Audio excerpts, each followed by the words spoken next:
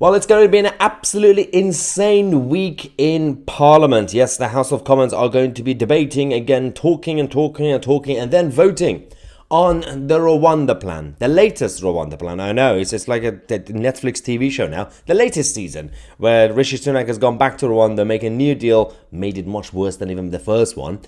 The rebels, the right-wing conservative Tory MPs, and a few of them left, they've decided to actually block the vote, this bill, because it's not going to make anything better.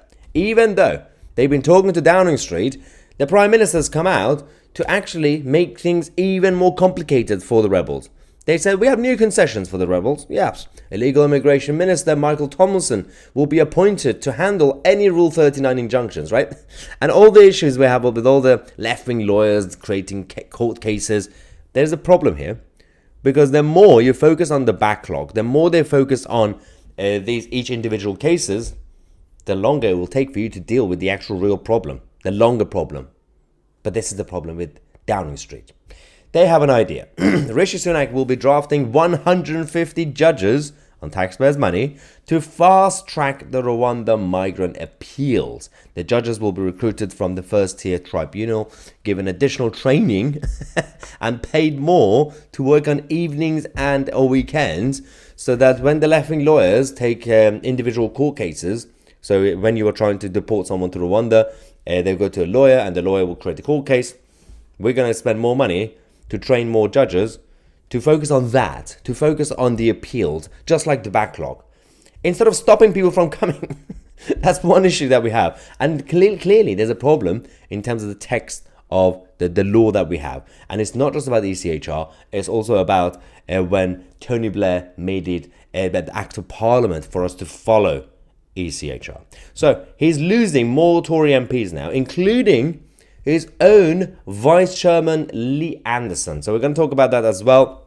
But according to Stephen Swinford, it looks increasingly likely that the government will not accept the rebel amendments to the Rwanda bill. They've actually said that the rebels have to provide their own legal advice, right?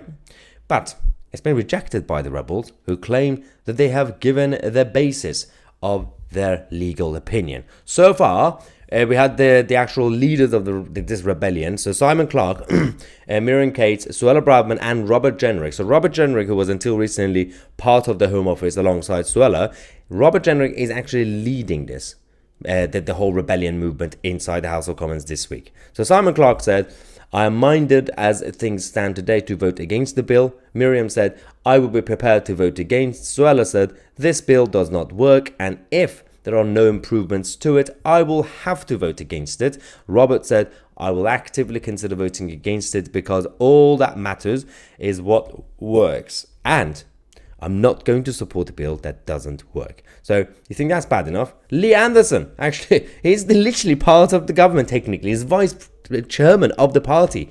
He's come out to say the Rwanda bill.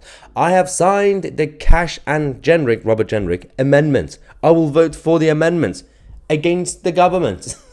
It's like he wants to get fired. It's brilliant. The whole thing's chaotic anyway. We also have Brendan Clark-Smith, who's an ally to Lee Anderson as well, another vice chairman position, saying, when I was elected in 2019, I promised my constituents that we would take back control.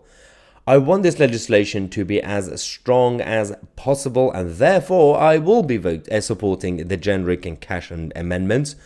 These are arguments that I have consistently made and will continue to make. #Rwanda. But is it going to actually help Downing Street and the Prime Minister, who's already receiving a lot of backlash because the Labour benches, front bench and back benches, are going to be voting against it or abstain? That everything goes back to how many people will be voting against and how many people will be abstaining. Remember a couple of weeks ago when we had the same situation? The second reading, I think. This is the third reading.